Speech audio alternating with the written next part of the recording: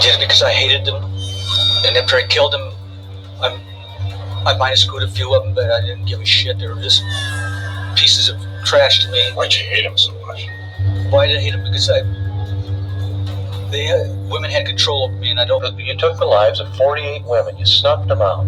More than 48 women. 71, yes. Right. You killed them all, Ridgway. You killed them all.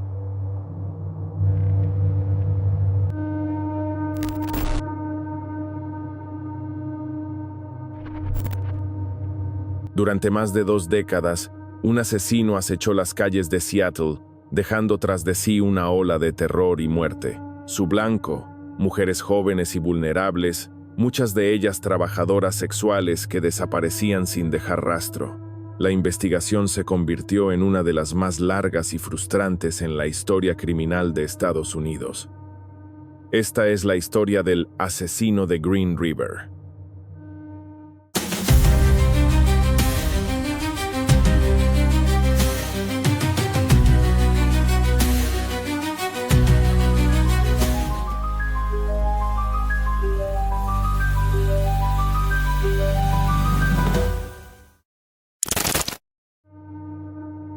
Antes de comenzar, te invito a que te suscribas y actives la campana de notificaciones para que no te pierdas ninguno de nuestros documentales de crímenes reales. Cada semana subimos nuevos videos con los casos más impactantes de la historia criminal. Ahora, prepárate para conocer la escalofriante historia del asesino de Green River. Comencemos. Gary Leon Ridgway nació el 18 de febrero de 1949 en Salt Lake City, Utah, en el seno de una familia de clase trabajadora. Desde temprana edad, su entorno familiar estuvo marcado por la disfuncionalidad y la violencia. Sus padres, Mary y Thomas Ridgway, mantenían una relación tensa, llena de discusiones acaloradas y maltrato verbal. Su padre trabajaba como conductor de autobús y frecuentemente se quejaba de las trabajadoras sexuales que veía en la ciudad, sembrando en su hijo un profundo desprecio por estas mujeres. Su madre, en cambio, era una figura dominante y controladora, y su relación con Gary fue uno de los factores clave en su futura conducta criminal. Desde pequeño, Gary tuvo problemas de incontinencia nocturna, mojando la cama hasta bien entrada la adolescencia. Cada vez que esto ocurría, su madre lo ridiculizaba y humillaba en exceso. Lo obligaba a desnudarse para lavarlo de manera agresiva, lo que generó en él una confusión entre la vergüenza, la humillación y una incipiente excitación sexual. Este tipo de situaciones repetitivas sembraron en él una relación distorsionada entre la sexualidad y el poder, entre el deseo y la humillación. A pesar de los problemas en su hogar, Gary creció como un niño aparentemente normal a los ojos de los demás. No era brillante en la escuela. De hecho, su coeficiente intelectual se encontraba en el límite de lo considerado bajo. Sus dificultades académicas lo hicieron objeto de burlas, y aunque no solía reaccionar de manera violenta, fue desarrollando un resentimiento creciente contra quienes lo menospreciaban. Sin embargo, bajo esta aparente normalidad, Gary ya mostraba signos preocupantes de una mente perturbada. A los 16 años, cometió su primer acto violento grave. Apuñaló a un niño de 6 años en el bosque cercano a su casa.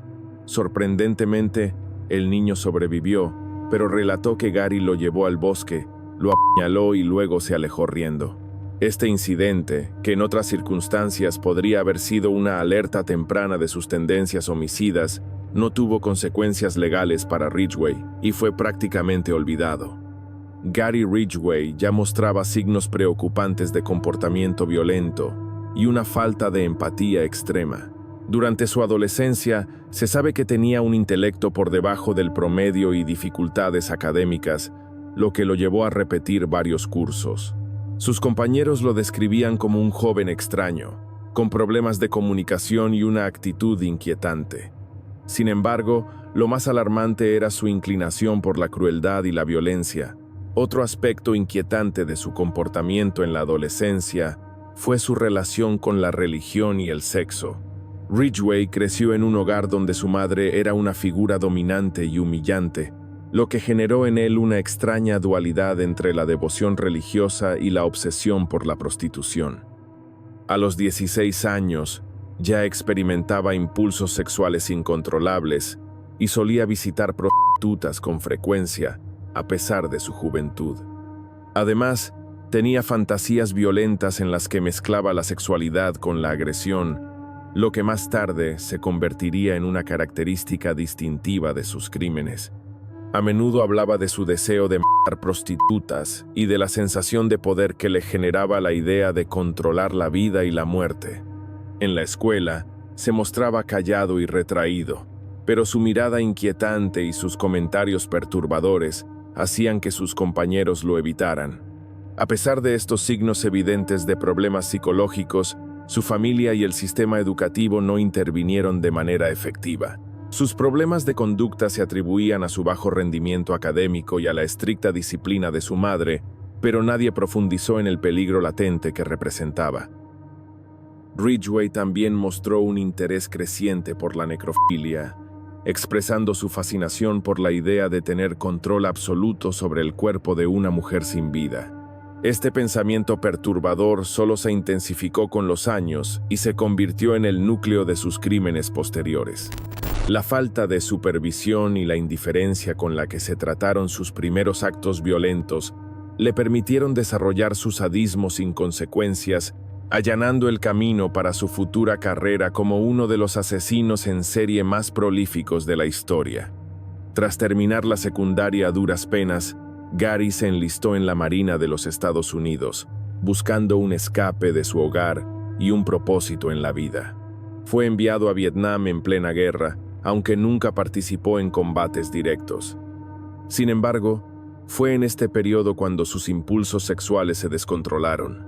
Frecuentaba burdeles en cada puerto que visitaba y contrajo varias enfermedades de transmisión sexual, lo que generó en él una mezcla de deseo y odio hacia las mujeres con las que tenía relaciones. Más tarde admitiría que en esos años pensó en asesinar a algunas de las mujeres con las que estuvo. Al regresar de Vietnam, Gary se casó con su primera esposa, Claudia Barrows. Sin embargo, su matrimonio se deterioró rápidamente debido a su obsesión por el sexo y sus constantes infidelidades con trabajadoras sexuales. Claudia describió a Gary como un hombre insaciable, que la obligaba a mantener relaciones en lugares públicos y tenía fantasías de dominación y sumisión que la asustaban. Finalmente, el matrimonio terminó en divorcio, lo que solo alimentó el resentimiento de Ridgway hacia las mujeres. Después de su divorcio, Gary se convirtió en un hombre solitario, aunque seguía tratando de proyectar la imagen de un ciudadano común.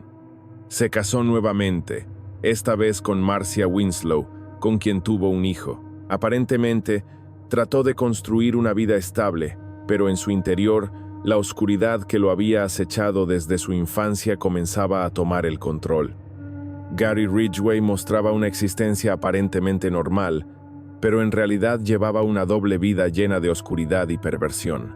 Trabajaba como pintor de camiones en una fábrica, un empleo estable que mantuvo por más de 30 años. Sus compañeros de trabajo lo describían como un hombre tranquilo, de pocas palabras y con una actitud sumisa. Nunca llamó la atención por actos violentos en su entorno laboral, lo que le permitió permanecer fuera del radar de las autoridades durante décadas. Sin embargo, en su tiempo libre, Ridgway tenía hábitos inquietantes. Disfrutaba pasear por las calles de Seattle en busca de prostitutas, a quienes observaba con un interés perturbador. Su vida adulta estuvo marcada por una obsesión patológica con la sexualidad, la sumisión y el control, elementos que luego se manifestarían en sus crímenes. Era meticuloso en sus elecciones, asegurándose de que fueran mujeres vulnerables, sin familiares cercanos o redes de apoyo. En casa, su obsesión con el sexo se hacía más evidente. Veía pornografía constantemente y tenía una colección de objetos que le recordaban a sus víctimas. También practicaba la necrofilia con los cuerpos de algunas de sus víctimas, regresando a las escenas del crimen días después para seguir abusando de ellas. Esta conducta macabra lo hacía sentir poderoso y le permitía revivir sus crímenes una y otra vez. A pesar de su apariencia de hombre común, Ridgway era incapaz de establecer relaciones profundas o auténticas con los demás. Su falta de empatía y su necesidad de control lo mantenían en un estado de aislamiento emocional. Cuando estaba solo, sus impulsos homicidas aumentaban, llevándolo a cazar con más frecuencia. Para él, la soledad era el escenario perfecto para dar rienda suelta a sus instintos más oscuros sin que nadie sospechara de su verdadera naturaleza. La primera víctima confirmada de Gary Ridgway fue Wendy Lee Caulfield, una joven de 16 años que desapareció el 8 de julio de 1982.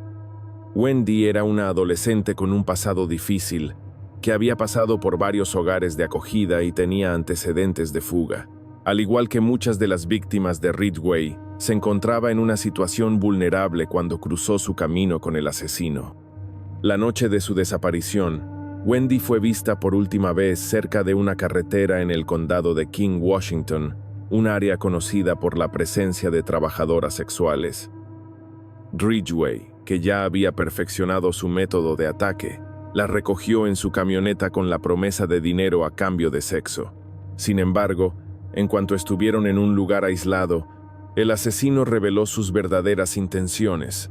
Wendy fue estrangulada con sus propias manos hasta perder el conocimiento.